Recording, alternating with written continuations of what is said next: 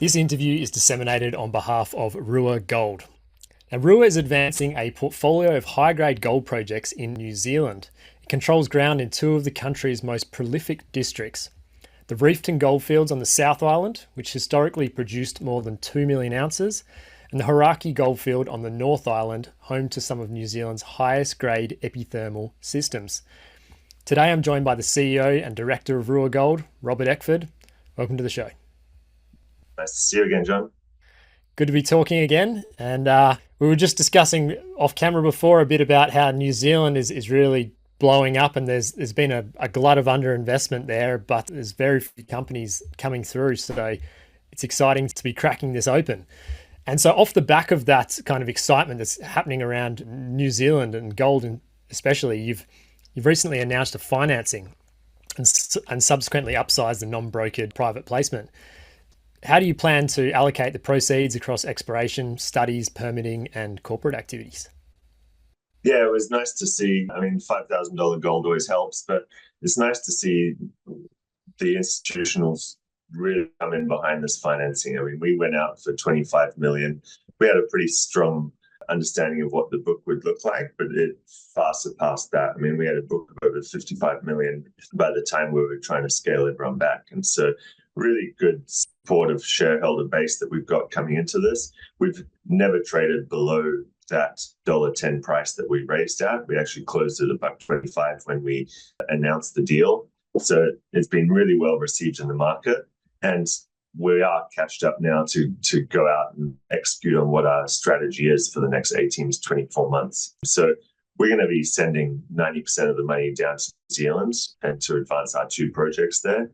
On the North Island is going to take a smaller chunk of the money, around 35%, and that's up at the Hauraki Goldfield. This is this epithermal zone that's never been tested, and importantly, we're adjacent to OceanaGold's Wharekirauponga deposit that just got permitted in 114 business days in December 18 last year. So, as you said, there's been a glut of underinvestment. New Zealand have woken up to it, and they really want to reinvigorate the mining industry, and they've essentially done what governments should do and just step out the way and let corporates come in there. And OceanaGold are a great representative of that because they do things well above what the regulations need them to. They're very good custodians, and this demonstrates that you can get your permits nice and quickly when you do the right thing. So really excited to be up there. We're going to be drilling that come April this year when we get our drill permits, and this is getting a lot of the investors really excited. Then on the South Island in the Reefton Goldfield, you've got around 60% of our money going down there, and that's on the basis that we've already got 4 rigs turning right now, and we're on resource definition mode right now.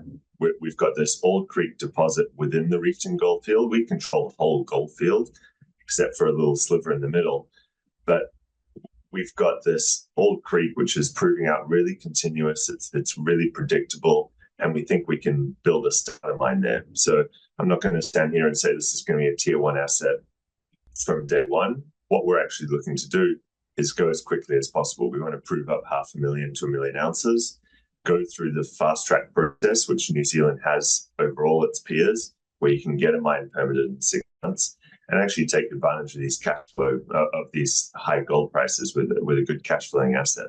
So we're going to build a small mine, 60 to 80,000 ounce AU equivalent, and get to production as soon as possible. And we're now fully funded to get all the way through to a full permit decision.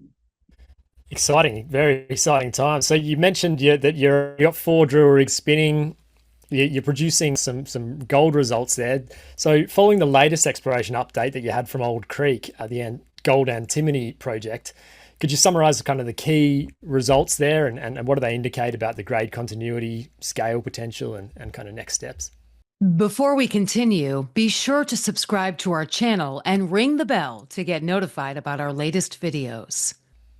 Yeah, so we're essentially doing step out drilling, and we're playing around with the step outs and what that looks like as we learn more about the continuity of the system. Right now, we've sort of been stepping out 200 meters, 300 meters at a time, going north, following the trend. And each time we come back in and we ensure we've got some 50 millimeter drill spacing to make sure we can put it into an inferred category to begin with. And that's proving that we're hitting the structure every single time. So as we move north, it keeps continuing and we keep hitting these high-grade gold antimony targets. And so this actual soil anomaly goes for another 2 kilometers north, but where the initial drill program's been focused, the sort of 6,000 we've done over the last 7 months, that's been focused very much on a sort of 300 meters deep and 800 meters north type block. And now we've got to step out. That initial resource is going to come out next month, 27th of February is when the consultants have promised it to us. So we'll have our 43101 refreshed on Auld Creek.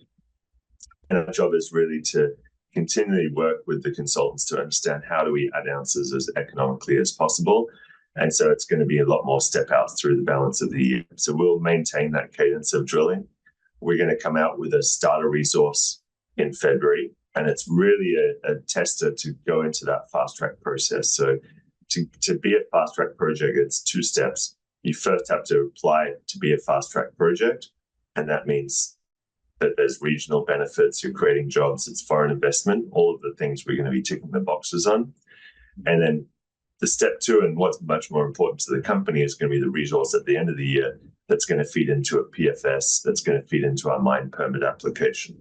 So we've got a 2-stage gate process, get into the fast track process, which we're going to be telling the market we're either in or out by June. And we're pretty confident it's going to be in because we're sitting on one of New Zealand's only critical minerals projects. And 2, you've got the end of the year where we refresh the 43101 again in preparation for going to the full PFS. So it's a busy year in terms of getting the studies done, getting everyone lined up, and we're taking some risk of delineating the resource at the same time. But we are also very confident of the last 6 years we've been there and all the other work we've done around us to know that we have a good shot at getting this done. So it sounds like the grade continuity and the geology's in your favor down there. But if we now talked a bit more about the infrastructure, access, power availability, kind of permitting pathways, how does that extra auxiliary stuff looking in the Reefton area? Yeah, I mean, we're really fortunate to be in Reefton, and Reefton is called so because it's a whole town of gold reefs that were found in the early years. And you mentioned 2 million ounces out of Reefton that was in the early 1900s at grades of 10 to 50 grams a ton. We're talking really high grade area. And so it's been a mining town. It was actually the first town in New Zealand to have outdoor streetlights. So they had the most advanced infrastructure back then. But fast forward to today, it's actually now a major coal mining town. So there's about 6 coal mines operating in that area. You've got the coal train running straight through the middle of the town. So you're in an area of New Zealand that's essentially supported by mining today, and we're diversifying it out of coal into gold. So we've got supportive community, high voltage power, rail, highway, all the infrastructure that you need. And now we're essentially moving it into a gold antimony type mining town. Also to mention that Globe Progress, one of Oceana Gold's historic gold mines, was there, which shut down in 2015. Big open pit that's now gone through a full remediation, and that has all of its sort of civil infrastructure still around. They've dismantled the plant and things, but it proves that you can very much operate a gold mine in this town. Definitely sounds like a mining district, and that comes with a lot of positives, the less pushback, community pushback, and all those. So now let's talk macro a little bit more. So the gold price is obviously absolutely rocketing, just ticked above 5,000 US, and antimony is even having a bit of time in the light as well. So how do these commodity prices kind of influence exploration priorities and the potential economics of your project now? To be honest, for me personally, I mean, as soon as gold passed 3,000, this project was so economic. It's unreal. We do have, I did mention, there's a sliver of land that we don't own in the middle of our property in Reefton, and it's owned by the Endura mining team, a private Australian group, and they're actually building their mine right now, and they're going to be producing gold in December. And so we surround them from a land package perspective, but importantly, they essentially have very similar veins to what we're looking at. It's a gold-focused vein system. but their PFS came out end of last year, and they're showing all-in sustaining cost there of $1,400. At that point, you're doubling your money at a $3,000 gold price. So, I mean, the volatility is immense. I've never seen such volatility in the gold price in my career. It's garnering a lot of attention, which helps raise money. So I think the $5,000 gold price, as I said, really helped along with a big raise that we've just done, allowing us to move these projects forward much quicker than you could have a couple of years ago. So it doesn't change our operational decisions. It definitely helps along with moving things quicker. And we're going to be extremely profitable, even if there's a huge pullback. But my macro prediction is this world's not getting any less debt being printed. It's not getting any of these conflicts resolved. And so I think we've got a bit of volatility and a general trend upwards for the gold price for the next little while ahead of us. I think importantly as well is the antimony. And no one really, I mean, I'm a bit of a macro nerd, so I studied the antimony macros quite heavily when we found it as a major byproduct down in Reefton. And there's a few key points with antimony. I mean, we all know the supply story with China controlling supply, and between China, Russia, and Tajikistan, 90% of the antimony is all wrapped up there. So this is why Korea, Japan, the US, Europe are all trying to build out their own supply chain. But what's really important from the price side of things is that antimony has such a diverse use. Yes, it goes into the military side, which is keeping the US very worried, but it also goes into every single car battery. It's a flame suppressant, and so it goes into solar panels to help the solar panels be effective.